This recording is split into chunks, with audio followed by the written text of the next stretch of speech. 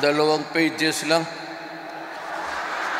Tagal ninyo naghintay. Well, the problem was, ako na una, kasi may escort eh. Ang mga senador, pati mga congressmen, and the other officials of the Republic of the Philippines, wala silang escort. So it took them time to be here. But anyway, I apologize for our lateness.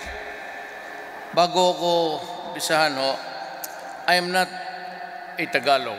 So you have to give me a little bit of an allowance pagka kasi minsan from Tagalog ay nagsiship ako ng Bisaya because that is what Davao is. Ang tao doon, ang mga younger people, they talk in Tagalog, but they also know Bisayan. But kaming mga karamihan, we are a Cebuano-speaking island in even and entire Mindanao. Kaya gusto kong magtagalog kasi parang nandito lang tayo sa Manila. House Speaker Alan Peter Cayetano and his wife, also a Congresswoman, Maria Laarni Cayetano. The Executive Secretary Salvador Medialdia and his wife Maria Bertola Medialdia. Ito si Secretary Medialdia is the Executive Secretary, so para siya yung pinaka-boss ng mga cabinet members. That is why he is called the Little President. Nandito po yung asawa niya. You know, Secretary Medialdia is an Ilocano. She's from La Union. Agriculture Secretary William Dar. Labor and Employment Secretary Silvestro Bello III and his wife Regina Bello. Secretary Bello is from Isabela. Ilocano rin to. National Defense Secretary, isa itong general ng Armed Forces of the Philippines, used to be General Delfin Lorenzana and his wife, Edita Lorenzana. Ang Cabinet Secretary, Carlo Alexei Nograles, taga Davao. Ang Trade and Industry Secretary, Ramon Lopez. I think he's a Tagalog. Environment and Natural Resources Secretary, also a General of the Armed Forces of the Philippines, Roy Simato. Ito yung naglinis ng Boracay, kasama si...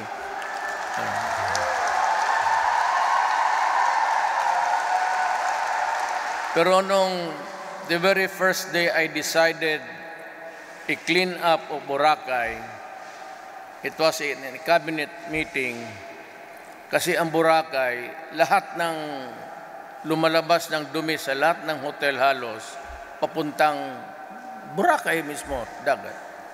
And so, when I was campaigning, I was on the beach, I was inhaling. Inamoy ko sana yung hangin na presko, but mabaho. Kaya sabi ko, pag na-presidente ako, ipalinis ko to. Ngayon, pwede mang inumin pati ang tubig ng dagat. Okay na. Pero nung unang araw, di Bunga, sabi ko, sirahan ko ang Boracay. So news talaga yan. But the following day, sinusundan na si Secretary Lorenzana. But doon sa headline, naglalakad siya ng beach. Kinukunan siya ng kamera ng picture. Pero yung mata niya, Ang mata nandoon yan sa dalawang puti na babae na nakabikini. Tapos tinawagan ko, sabi ko, Roy, akala ko ba naglilinis ka ng Boracay? Bakit ka palakad-lakad dyan sa bisi? Tignan mo yung mga, nakalimutan ko. Siguro, bigyan mo lang ng panahon para magsawa si Simato kasi matanda na rin para sa akin. Hanggang tingin na lang yan. Interior and Local Government Secretary, isang general sa Armed Forces also. He used to be the Chief of Staff. Secretary Eduardo Anyo. Presidential Communications Operations Office, Secretary Jose Ruperto Martin Andanar.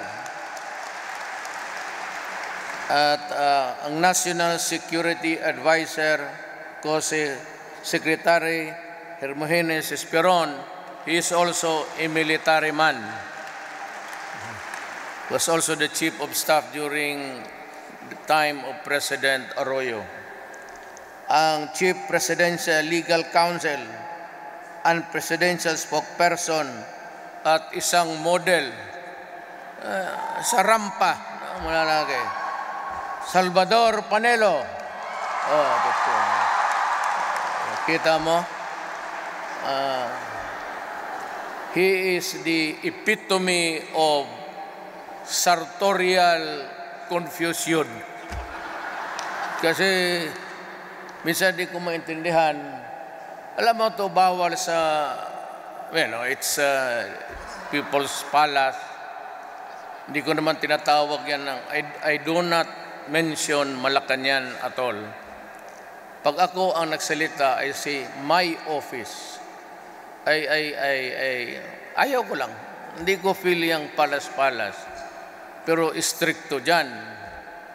Ang problema ito si Panelo, mudo talagang devo of the moment is yung mga butas-butas na maong. Ito yung matatapos nakabots ng, nakabots siguro, wala namang dadaldalang kabayo. Sa pinapasok nung bago pa kami, hindi ka pwede pumasok. Kasi nakamaong. Mas mahal pa ito sa kami ng gwardiya, walang maong. Pero sabi ko, sir, papasukin ba natin? Hayaan mo yan kasi artista talaga yan. Actually, he is the lawyer of almost all na mga artistang nang mayroong kaso, naghiwalayan, siya yan. Kaya kung siya ang mga abogado, tuluyan na talaga maghiwalayan sa tingin ko. Well, yan ang composition ko sa cabinet. Almost half of my cabinet members are former military men na binigyan ko ng hindi naman importansya. Sabi nila, ginawa ko raw yan kasi para maging lakas ako sa military at hindi ako paalisin sa trabaho. Yung kudita. Sinabi ko, look, I was elected by the Filipino people kayo. I was not chosen by the military or the police. Kami, sabi ko, niyaya ko yan sila para magtrabaho. Because, alam mo kasi, wag laho kayong, do not be offended. Yung bureaucracy, napakahirap dalhin. Utusan mo ngayon, tapos magkipagdebate pa sa iyo, tapos pagkatapos walang project, nawala yung pera. Kaya nadala na ako, having been a mayor for 21 years, kayong taga Davao, alam ninyo yan. I've been a congressman. I've been a vice mayor to my daughter, yung hindi na makatapos, si Inday, mayor ngayon. Tapos, balik ako pagka mayor. 21 years, alam ko ano ang takbo. Kaya sabi ko, ang mga military, pagka legal lang yan, And they know that I would never order an illegal act. Sabi ko sa kanila, pag sinabi kong gawin ganyan, at ang mabuti sa kanila, pag sinabi ko gawin mo, tapusin mo, tapusin. Yan ang experience ko. Kaya kami dito sa kabinete, ako, si Secretary Medaldia, din Dominguez sa Finance, isang linya kami. Kaharap namin, puro military. May military pang wala dito. So, ganon ang composition. But if I want things done, I order a military, you do this and do that. Puro naman kami magkaibigan. Having been the longest mayor, serving mayor, silang lahat dumaan yan ng Mindanao. There is always a war in Mindanao. Mabutit na lang sa awa ni Allah, meron tayong relatively peaceful Central Mindanao. Wala nang away because of the barn. Binigay natin sa Moro ang gusto nila. So, nag-create kami ng autonomous region. Kanila yan. Binigay ko sa kanila lahat. Pati pera, sige, patakbuhin ninyo. Ang problema na lang natin, yung NPA at ang Abu Sayyaf, but that's doon sa ulo. Ang problema niyan, yung contamination ng ISIS dito sa Southern Mindanao. And ISIS is everywhere, baski dito. Kaya dyan tayo medyo continuous ang away hanggang ngayon. Ang mga NPA, ganun rin. Gusto kong makipag-usap, nagbabastusa naman yung iba. At ayaw namang huminto, pumatay ng sundalo ko, pati pulis.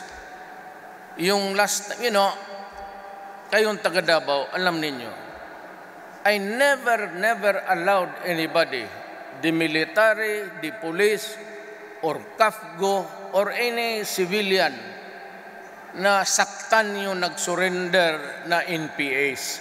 In Mindanao, ni isang kusi, sabi niya, hindi yan. Ngayon, ang nangyari, ang pulis ko sa Negros Occidental, na-capture nila yung pulis na 4, pinatay, tapos Gillette yung, nakita ko pa yung fine. Kaya ako nagalit, sabi ko, if you keep on killing my policemen and my soldiers, wala tayong pinag-usapan.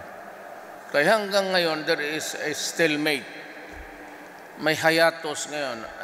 Sabi ko, gusto ninyo, you want to stop the war, drop the weapon, then we talk. Wala akong problema. You want a sharing in government? Nung pagka-mayor ako, naglagay na nga ako ng 3 komunista sa kabinete.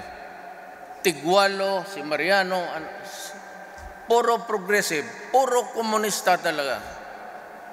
Then, found out that the money intended for their office for the people, napupunta doon sa mga kampo ng NPA. Sabi ko, hindi yan ang pinag-usapan natin. You are not here to serve the NPAs. You are here to serve the Filipino people. If we cannot agree on that, let us separate. Hiwalay-hiwalay na lang tayo. Pero ayaw ko ng gera. It pains me deeply to see a Filipino dying, whether he is a soldier, policeman, or an NPA soldier. Nasasaktan ako kasi ako yung presidente, makikita ako, yung mga kapwa ko Pilipino nagpapatayan. That is why I go out of my way just to make peace. Kung gira-gira lang, gusto yan ang gusto na. Maraming ating baril Pero alam mo, that is not the way how to run a government.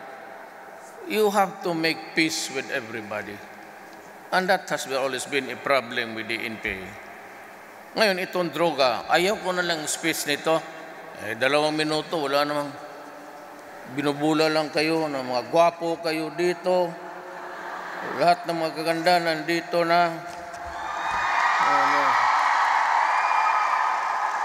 At sabi dito yung kumanta ng ikaw, pauwiin mo na. May asawa ka na, ma'am? So, baka rasyan yung asawa, mabaril tayo dito. But anyway, yan man that is the job. Aside from the constitutional provision, ang constitution kasi abbreviate ko lang. It says that I have to protect the people and preserve the republic. Yun ang trabaho ko. Kaya gusto ko to protect all, not only yung pati yung mga komunista sana. Itong droga, dito tayo tinanong ako kanina.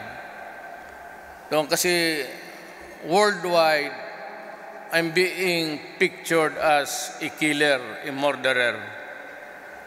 Ng Amerika, gusto pa ako bitayin ng mga,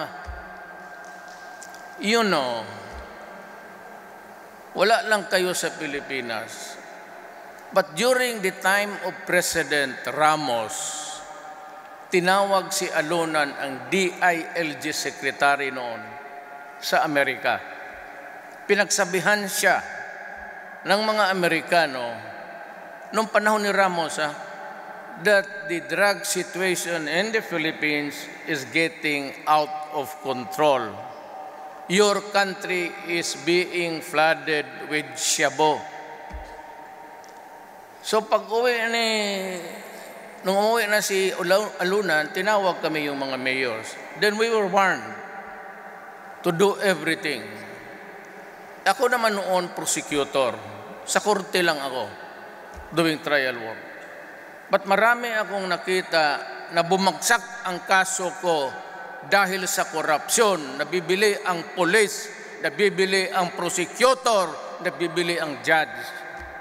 Kaya kung ako pagkaganon, sinabi ko nagpresidente ako, there are about 7 generals ng Manila Police Department who are into drugs, pati customs lumulusot.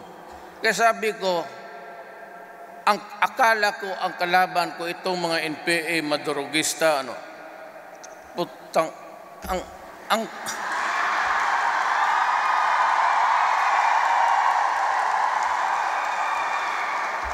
sabi ko, I am up against my own government. Kung paano to?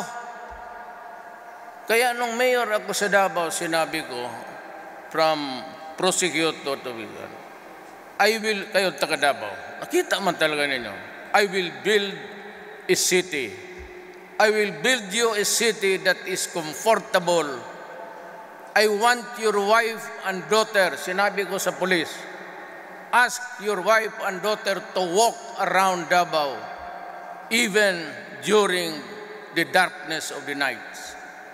If they go home unmolested, if they come home safe and sound, if they come home happy from where they were, using the streets of Davao City, that is the environment that I want for my city.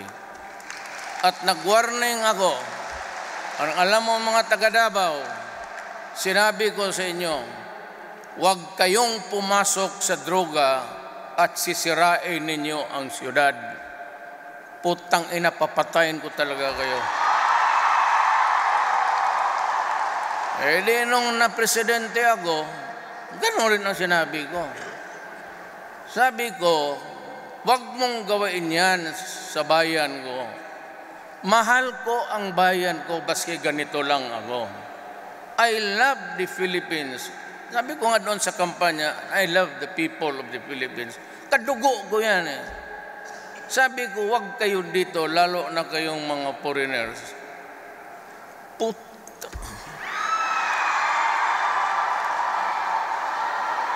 Yung hindi naniwala, na putang ina talaga. You know, I cannot understand itong human rights instigated by America, pati itong bleeding hearts ng Europe, itong mga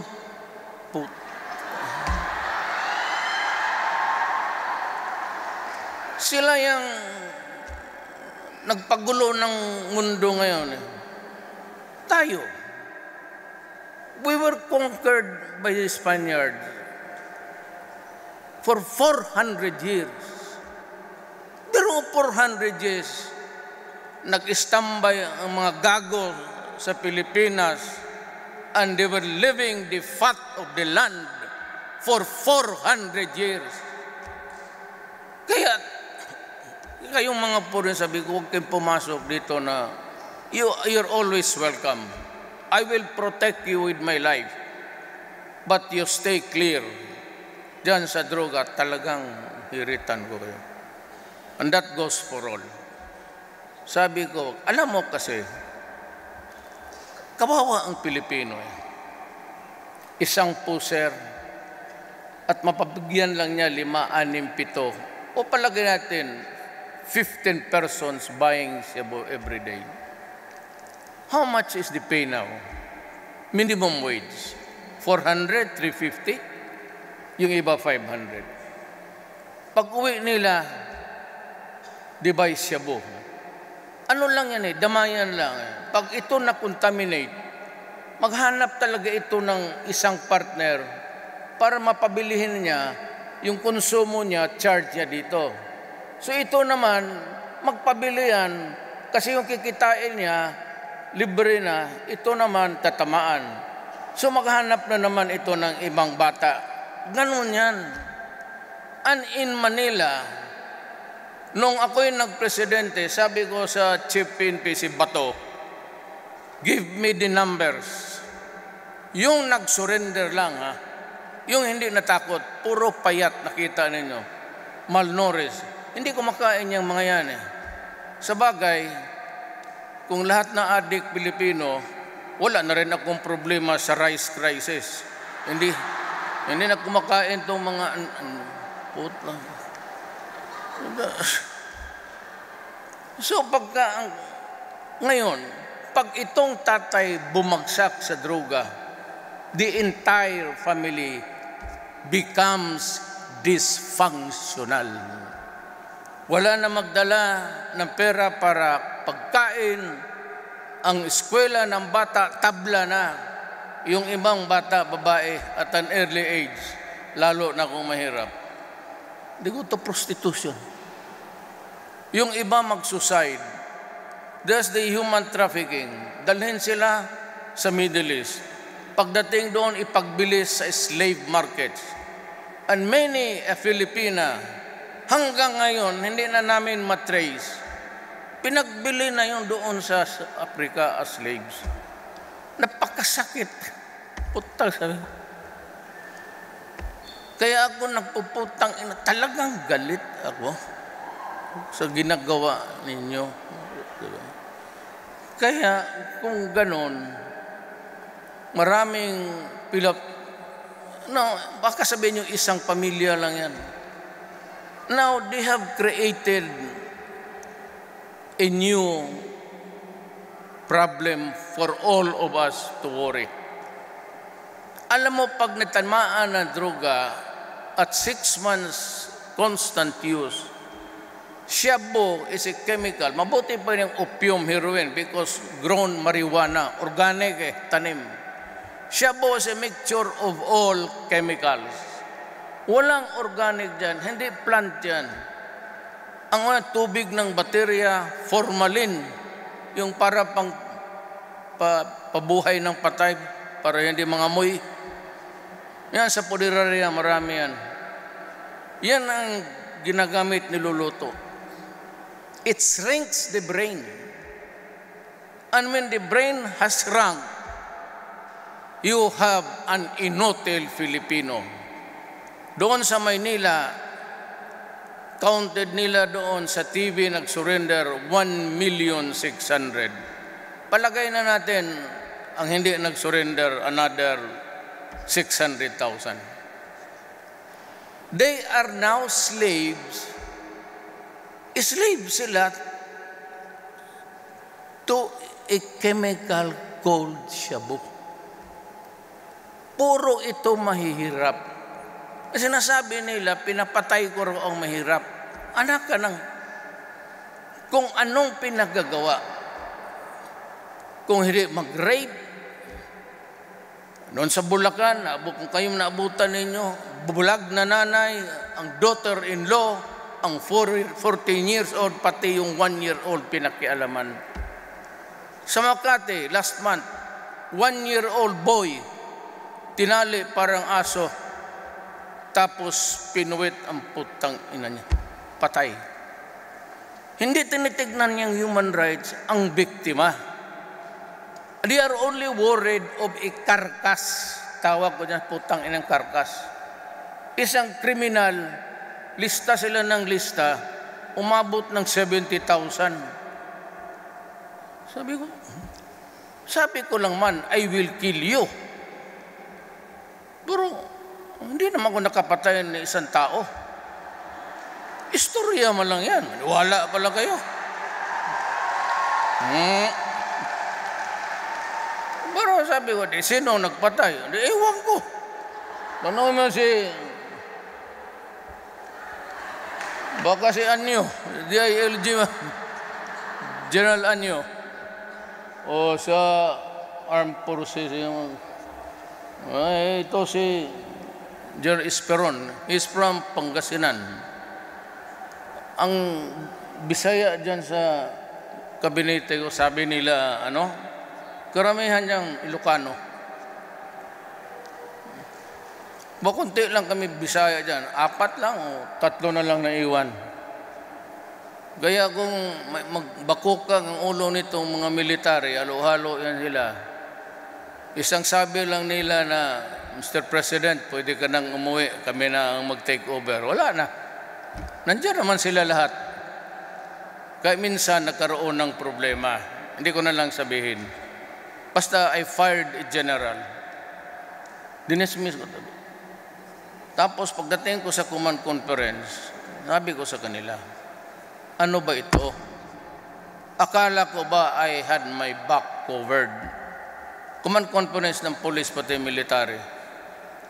Ako sinabi ko ganito, kung tumindig kayong mga major commanders ng Air Force, Navy, Police, pati Army, bababa ako. Uwi ako sa Davao. If I cannot get the kind of support that I was expecting all along, then I'd rather, wala na, bahala na kung sinong sumunod. Si Robredo na lang, yung babae.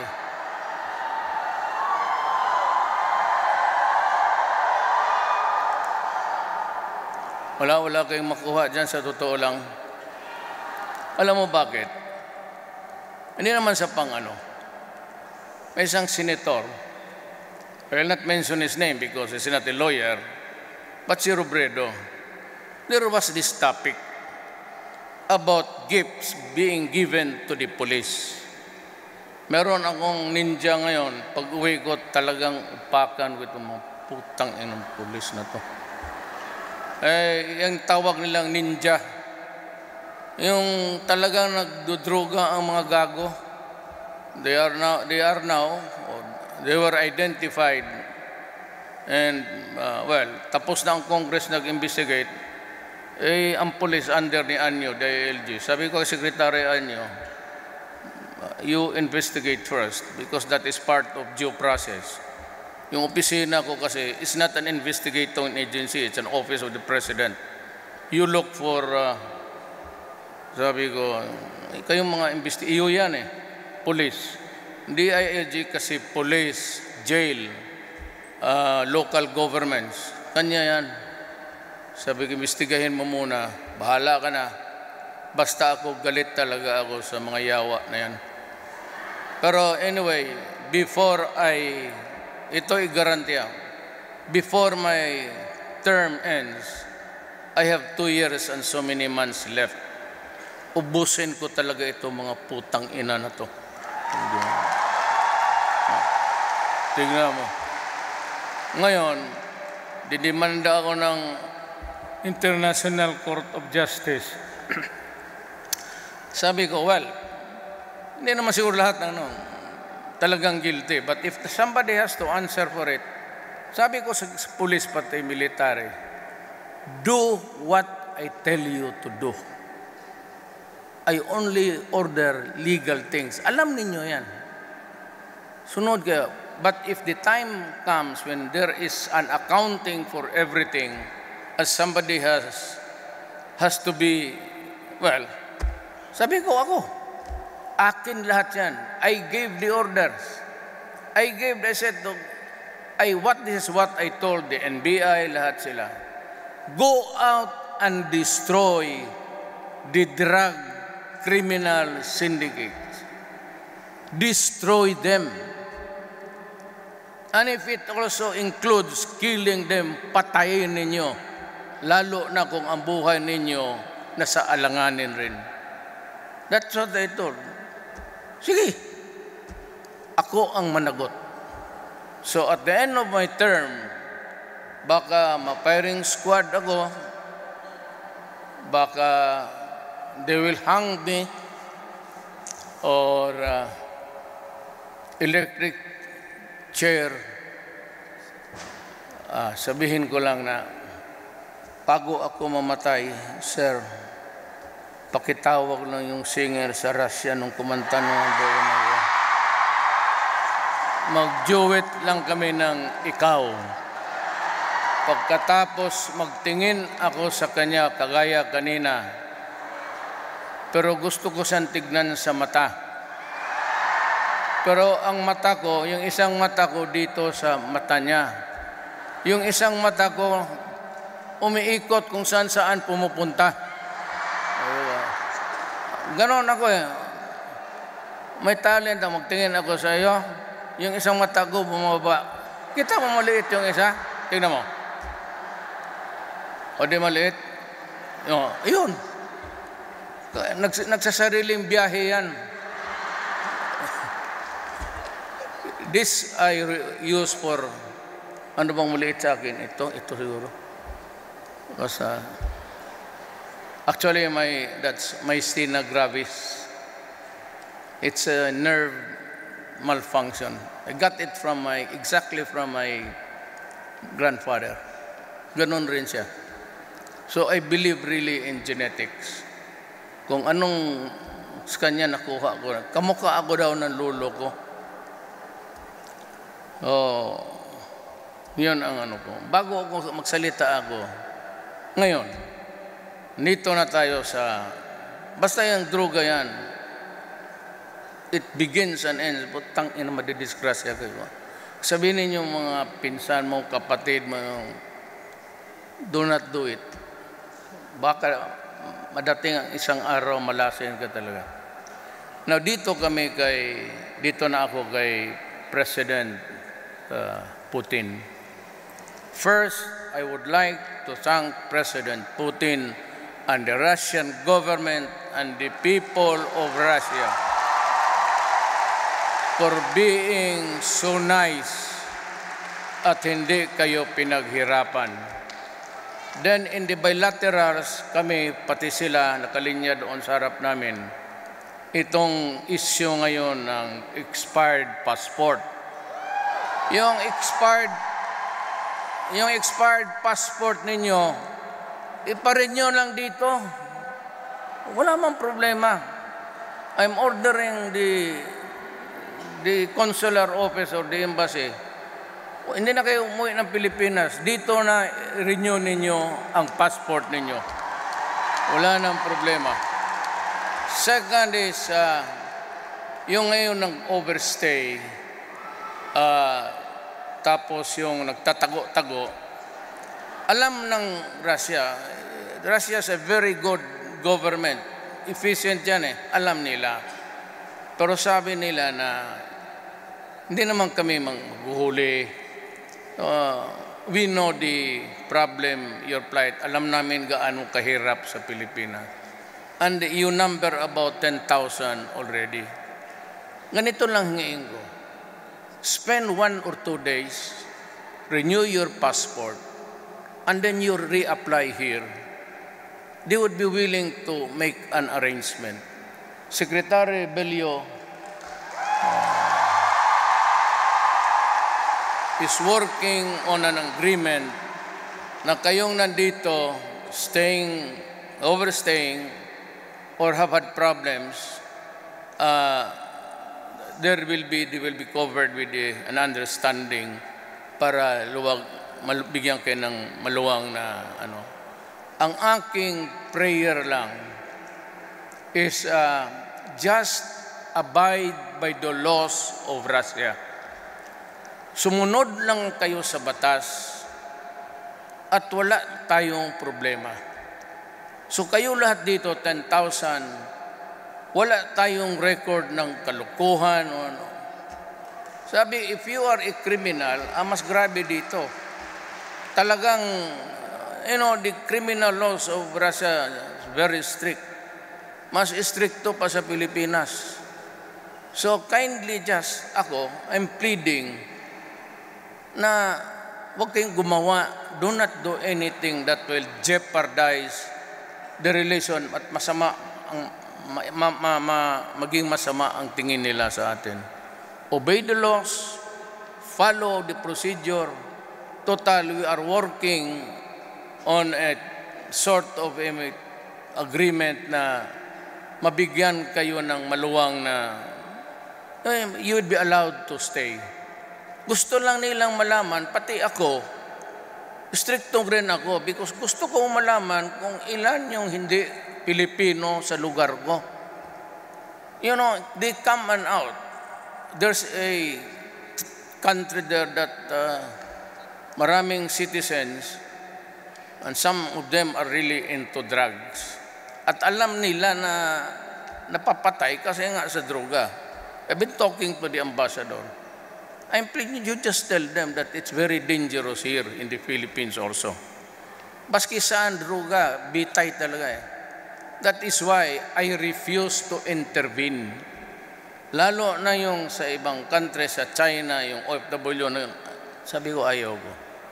Kasi alam nila, stricto talaga ako sa droga. So kindly, do not do anything na mapasama yung tingin nila sa atin. Maganda ang relasyon natin sa Russia. Maganda ang respeto nila sa atin.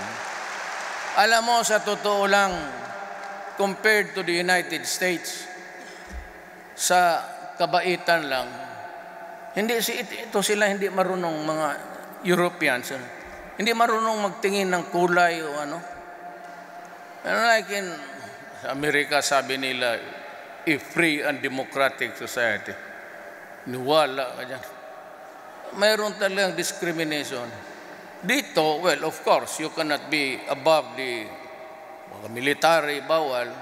Pero I understand, marami rin nag-asawa na kayo ng Russian dito. Okay lang.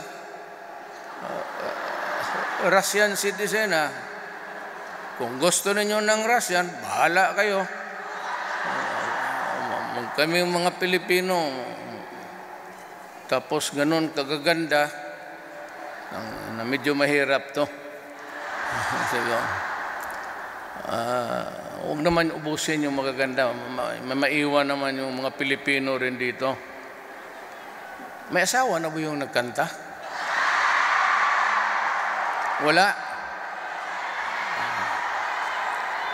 Ma'am, sama ka lang sa akin pag-uwi ko. I will ask you to do a concert. Kanta ka sa From Russia with Love.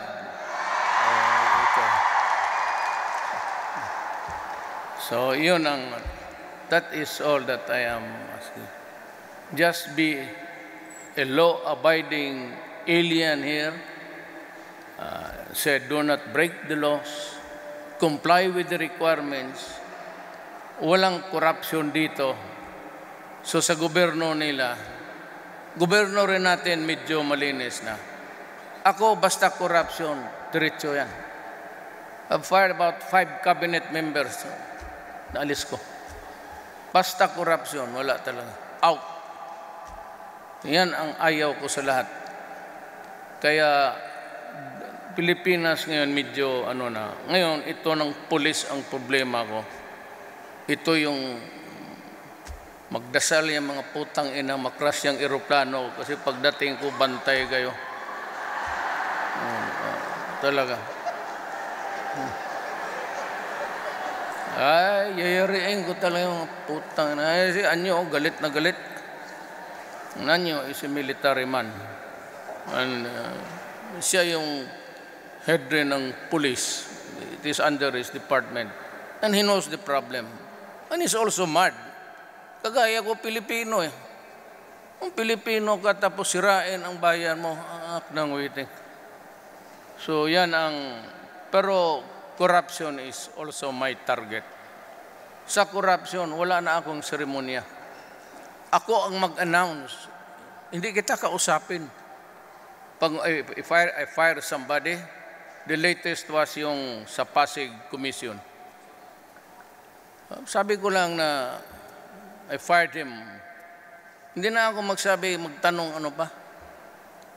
Marami, pacheck ko lang sa police, NBI, o yung sa military, NICA, or ISAP. Pagdating sa akin ng report, pagka affirmative, no. Kaya ganun ako, kaya para lang malaman rin ninyo na kaming naiwan doon at iniwan ninyo, I want to make our country safe, na makalakad ang mga tao. I said, I want to return the streets, the alleys to the Filipino, na makalakad ng gabi na walang istorbo, magsakay na walang hold up. Bayan ang parusa niyan, na mamatay, tapos sabihin na extrajudicial killing, bahala na. Sagutin ko na yan pag namatay na ako, sabihin ko kay God na wala ka mang ginawa rin, God. Sige kami dasal sa iyo. Tapos, wala man hanggang ngayon. Ako, I'm not into religiosity sa religion, but I have this deep and abiding faith in God. Talagang may Diyos. So, diyan tayo niwala. And we pray for our country. And if there's anything at all, lalo na korupsyon, ngayon kasi mag-uwi kayo, wala ng inspection sa bag. I do not allow it anymore, yung maganon-ganon ng mga handbag. Basta yung karga. Kung galing Russia, China, walang shabu yan. Magkakarga ng shabu, saan galing? Patayin yan doon. Yung mga lalo ng, dyan ako mainit. Ayaw ko lang, baka sabihin nyo nagdadrama ako. Nanay ko was half Maranao. Lola ko Maranao. Lolo ko Chinese. Tatay ko Bisaya. Kaya ako wala akong mga prejudice, bigotry, wag yung Muslim, ganun. Kasi hati ako eh. So, I try to communicate with everybody. Ngayon, yung passport ninyo, wala ng tingin-tingin. I-swipe lang ninyo. Parang may machine. Ganun mo lang yung passport mo. Diretso ka na. Naka-record na yan doon. Walang problema. Kasi tignan mo yung mukha mo sa monitor eh. Pag swipe mo. Yung customs, wala nang kita ang customs ng NAYA. Yan ang reklamo ng... Totoo. Wala nang kita ang customs ng NAYA. Except yung mga cargos. 7 yung pasahero na tax. Magganon style niyan eh. 2 yan, kunin yung isa. Tapos yung wala kang madala. Yung iba naman, mga taga-Hong Kong, magdala ng mga TV. Bakit mo pakialaman niya? TV lang kaya ako, may insidente na mayor pa ako. Dalawa na lang kaming naiwan kasi I wanted to talk to somebody. I was waiting for the guy. At dalawa na lang kami pasero. Ang problema, hindi makarelease, makaawa kasi wala siyang pambayad sa TV niya. Sabi niya, dalhin niya doon sa Hindi, nakikinig lang ako. Sabi, pag-usapan mo. No, nagsabi na kung magkanong, sabi ko, Adre, Mayor Duterte ako. Sabi ko, putang ina ka. Kung sipain kita dito, gusto mo? Paglabas natin, barilin kita. Tudasin kita, yawa ka. Ano ba? Sabi ko sa babas, umalis ka na. Akong bala. Kasi siya na lang, naghihintay na yung isang barangay doon sa labas. Ganon ang Pilipino. Pag alis ng isang tao, lahat ng barangay magsama. Tapos pag magdating, isang barangay naman ang gustong pasalubong. Maski maliliit lang. Ngayon wala na yan. Madala kayo ng mga gold, diamonds. Basta hindi lang isang bag. Maliit na bagito, okay na. Mga sing. No more. Wala ng corruption. Customs, wala. Wala silang makuha. Ayaw ko na ng inspection. Sa immigration, you only have to open yung pangalan mo dyan, swipe mo. That's it. Punta ka na doon sa uyab mo naghihintay.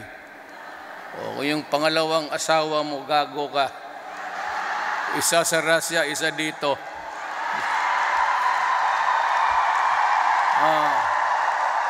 Kaya pala, sige, uwi yung mga asawa ninyo. Sabi mo, putang ina, bakit ka madalas mag-uwi? Sabihin mo agad, alam mo, na-miss ko yung tatay ko. May bula pa yan. Tanggap ako ng tatay ko raw, grabe. Baski patay na ang tatay niyang gagong yan. So grabe, kailangan ko umuwi. Pag uwi niyan, may naghihintay na babae doon na mas maganda ka pa kaysa doon. Kaya kung magsige uwi yan, sabihin mo nga, putang ina ka. Huwag mo akong lukuhin, putulin ko yung utin mo.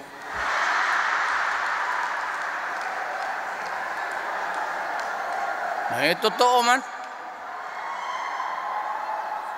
Kasi kung ako ng tatay, father-in-law, sabihin ko, sige, huwag ka ng gunting, bili ka ng bago. Isang pitik lang yan. Well, anyway, we are here to visit you. And also, the last time my trip was cut short by the Marawi. As a matter of fact, I signed the martial law declaration dito. I was still in Moscow. Pero na ako. Within 6 hours, at mabutit naman, pakabait ni Presidente Putin, malayo siya. I think he was somewhere out of. I'm flying in and we will talk. Nagkapag-usap kami, madalian. Sabi ko, if God will allow it and I'd still be around, I will come back. So I fulfilled my promise to thank him for the help, yung mga baril na pinadala niya. Kasi may nangyari kasi. Ang Amerika, nung pumutok ang Marawi, nagbili kami ng mga armas. Putang ina niya. Ang kalaban nila ako. Kasi ginaganong ko daw yung mga drug people, drug lords. Pinara ng Congress. So, pati yung choppers, nagbili kami. Sabi ng Bell Helicopter Company, na magpabili sila pero hindi ko pwedeng lagyan ng armas. Di mo kagago ng mga ulol. You cannot kill your own citizens. My God, my own citizens are killing lahat na barangay captain, mga basta kalaban mo ang NPA, lahat pinapatay, sundalo.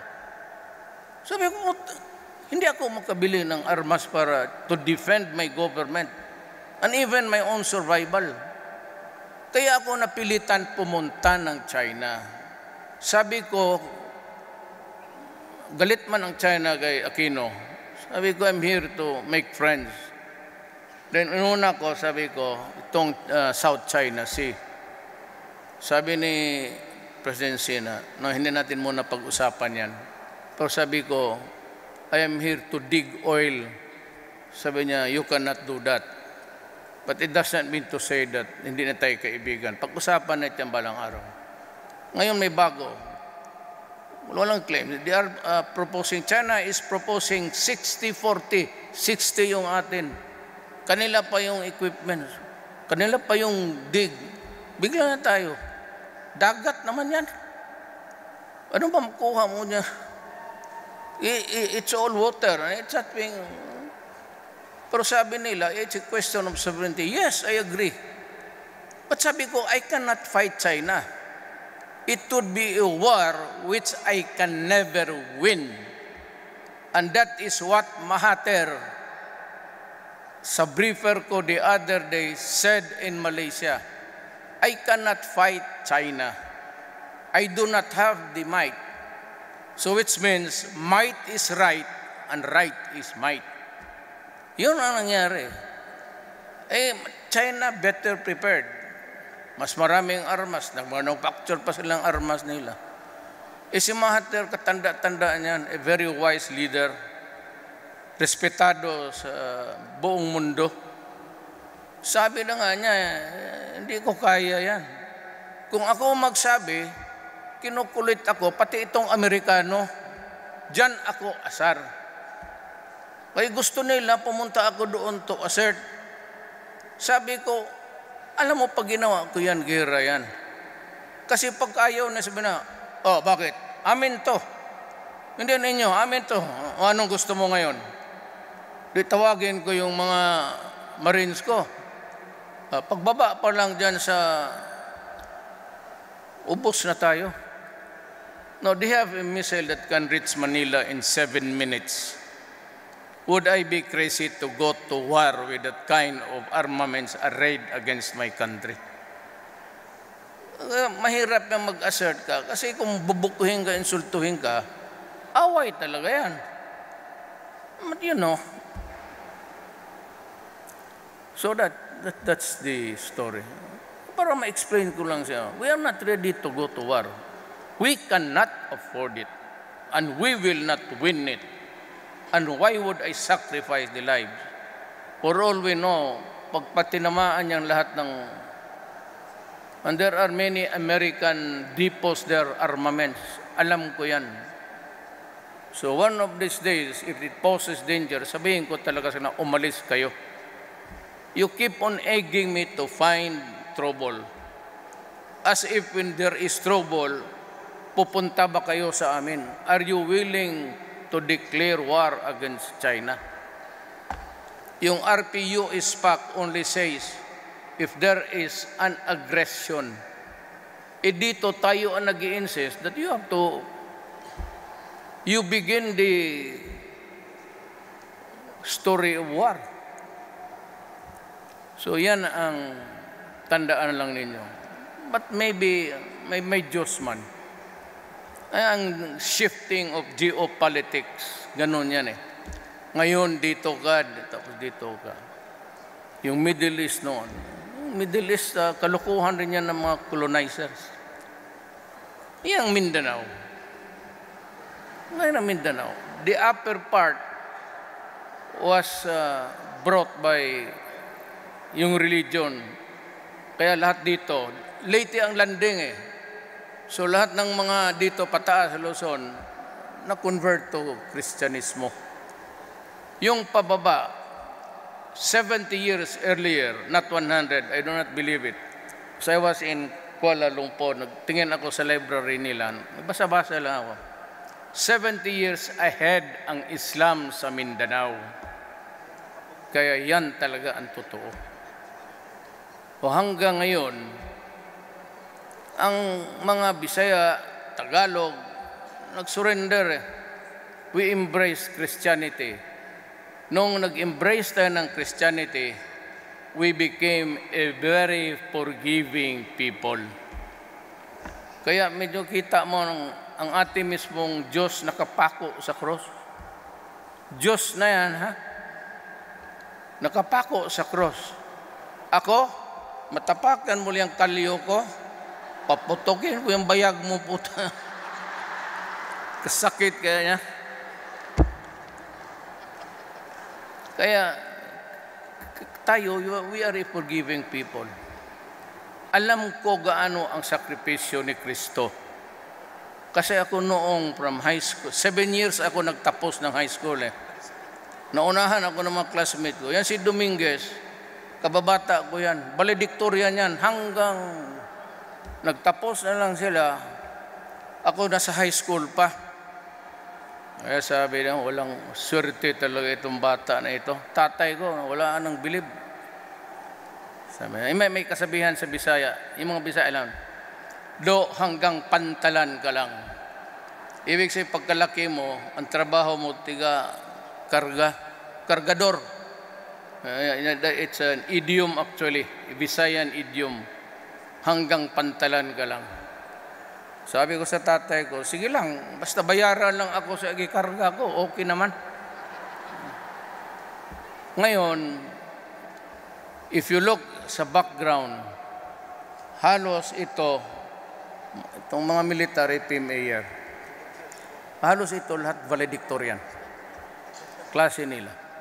Totoo yan. Kaya umabot ng mga ranggo. Ito si Bongo, commander ng CSDF, civilian. Kapgo lang yan, kapgo. Kasi wala rin na tapos.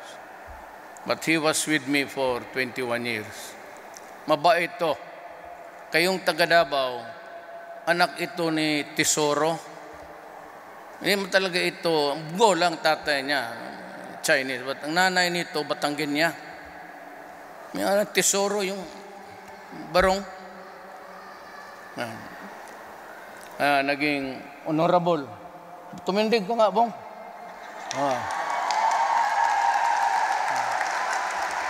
And I tell you, I guarantee you, natuto ito sa akin. Pati nga yung style, sinunod. He is very, pati babae, dalawa rin yung kanyang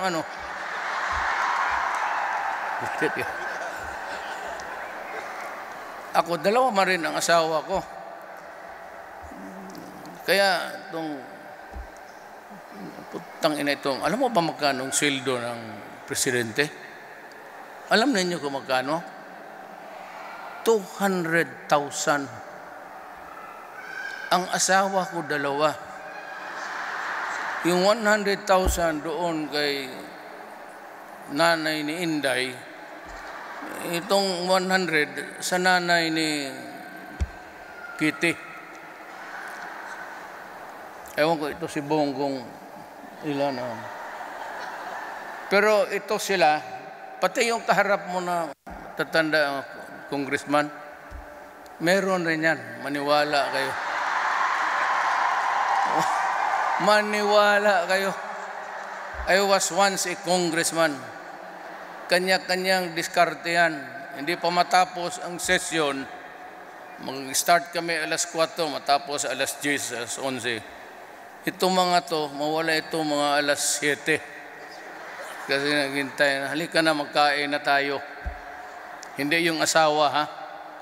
Kasi ang asawa hindi tumatawag. Kisihoda ka kung anong oras ka umuwi. Kung may mag-apura, hindi asawa yan. Girlfriend yan. Sigurado ako, kayong mga may turuan ko kayo. Kayong nagkapag-asawa ng Russian, mababait sila? Ha? Mabait? Russian ang husband mo? Very good? Mabuti pa, Russian na lang kayo. Pilipino talagang ugok yan. Maghanap talaga ng iba. So, what else do I have to say? The most important thing really to remember is that we are working with the blessings of President Putin and of course with maybe the parliament here. We're working on a working visa or something to legitimize your stay. But, all that I ask is that you obey the laws, do not do anything that would place the relationship of the two countries in jeopardy. Ako, talagang saludo ako sa Russia pati kay Putin.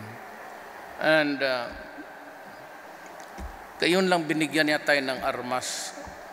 Yun lang sabi ko, yun ang tinanim ko, utang na loob talaga. Sabi ko. So that I live with confidence that I'll be able to, through Secretary Bello, work on something that would ease up your burden dito sa pagtira ninyo. And with us, we will always pray for you. Pray tayo kay Jesus Christ. Kasi sabi ko nga, mas memorize ko yan si Jesus Christ kasi nagkaganon. Nung high school, ang bata pa ako, 3 times, diyan ako sa altar, nagkaganon, every week. Magbaba lang ng konti, pa!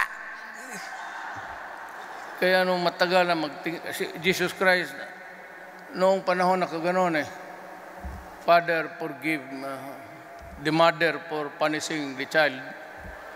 Noong matagal na nakaganon na si Jesus, sabi ko, Diyos, pareho talaga ang swerte natin. Sabi niya, oo nga, talagang mahirap itong buhay natin. Alam ko yan kasi nadaanan ko.